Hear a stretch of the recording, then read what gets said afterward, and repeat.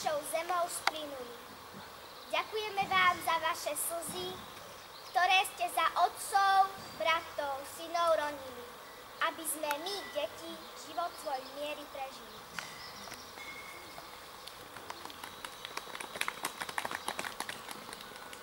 Vážené dámy, vážení páni, milí spoluobčania, považujem za dôstojné, že si práve dnes a práve na tomto mieste spoločne pripomíname 67.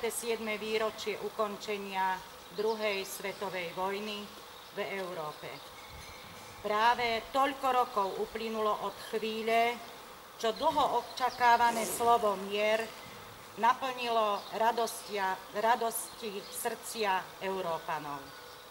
Prinášal im vytúžený koniec utrpenia a kinoženia vojakov i civilov, detí, žien i starcov.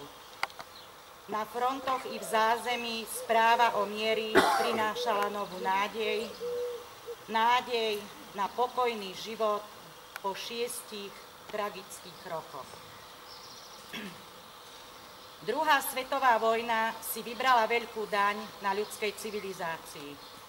Dejiny nám pripomínajú desiatky miliónov padlých, stovky miliónov hladujúcich a ponižovaných.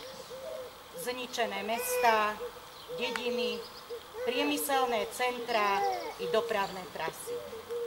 Zamínované polia i pobrežné vody, zničené i stratené pamiatky, vydrancované zdroje, zničená príroda.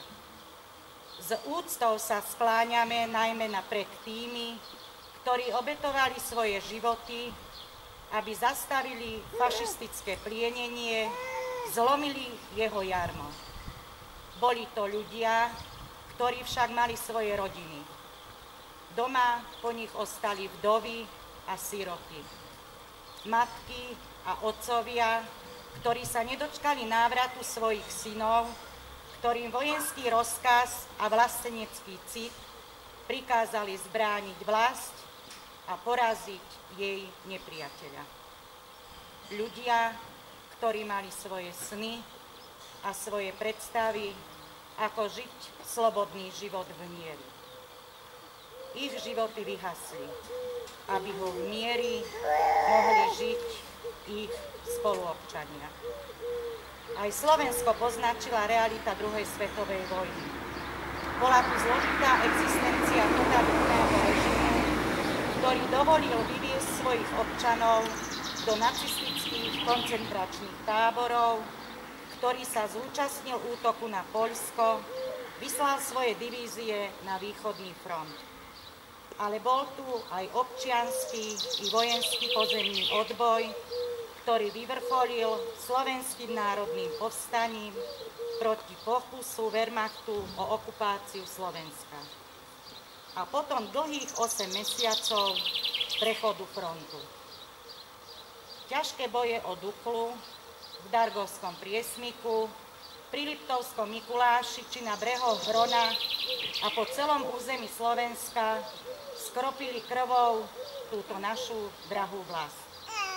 Po celom Slovensku máme vojenské cintoríny, hroby Slovákov, Rusov, Ukrajincov, Rusínov, Rumunov, Poliakov, Francúzov, Nemcov i príslušníkov iných národov.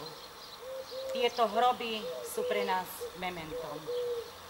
Aby sme nedovolili šíriť ideologickú nenávisť, ktorá vyúsťuje do konfliktov a vojen.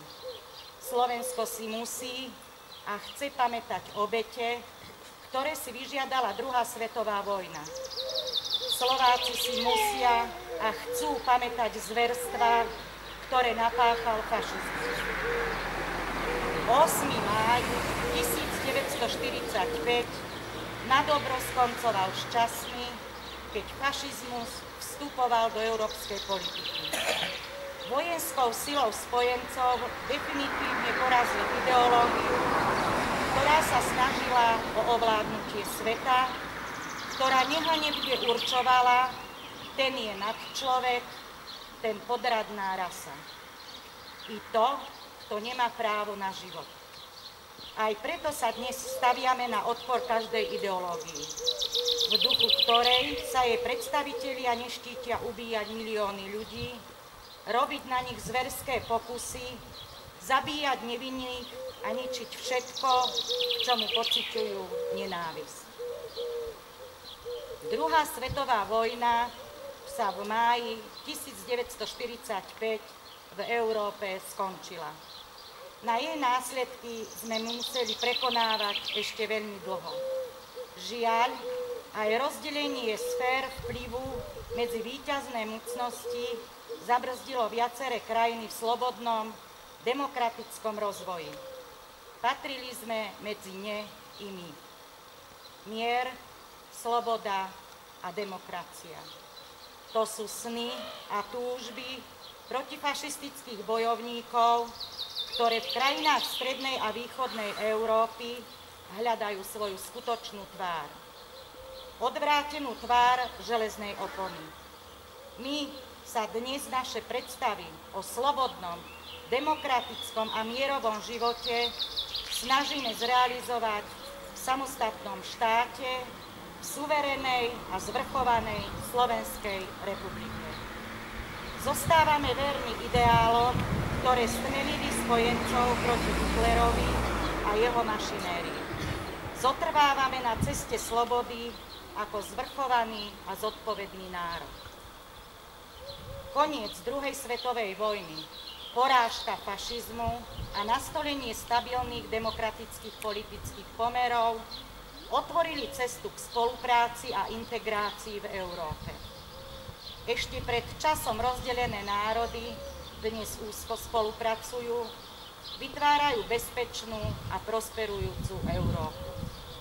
Európa so spoločnou, bezpečnou a zahraničnou politikou, so spoločnými hodnotami je základným predpokladom, že také konflikty, akým bola druhá svetová vojna, Európu už viackrát neponížia.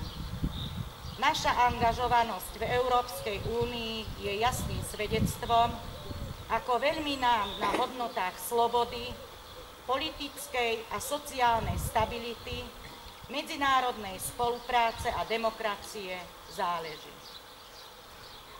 Prihováram sa aj tým nemnohým ešte žijúcim pamätníkom, ktorí majú vlastnú skúsenosť s protifašistickým odbojom.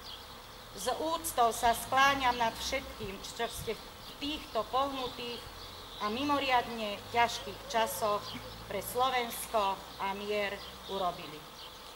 Vážim si vašu odvahu a statočnosť, ale aj vaše rozhodnutie bojovať na strane proti fašizmu. Vážení prítomní, drahí spoluobčania, pri tomto pamätníku sa v hlbokej úcte klaniame pamiatke tých, ktorí nám vybojovali koniec druhej svetovej vojny a priniesli svojim hrdinstvom k nastoleniu mieru. Ďakujeme im za to, že dnes môžeme byť v stabilnej a rozvíjajúcej sa krajine, v tej časti sveta, ktorá bola dlho skúšaná, no obstála s cťou. Nikdy nezabudneme na vojnové obete, ani na utrpenie civilného obyvateľstva, nezabudneme na nepopierateľnú skutočnosť, že aj ich zásluhou je dnes Slovensko uznávanou a rešpektovanou krajinou, ktorá stojí na strane demokracie a slobody pre nás všetkých.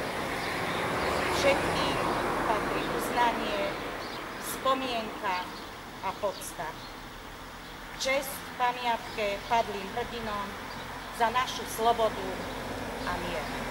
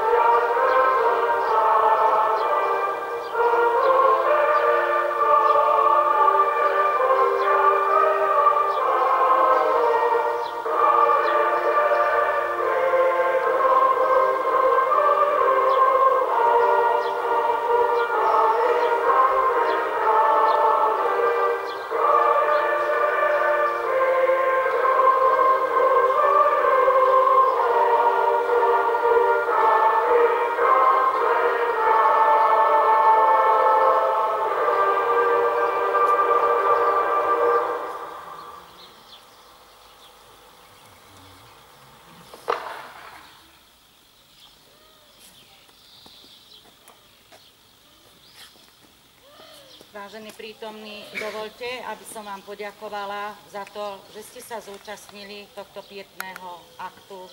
Kladenie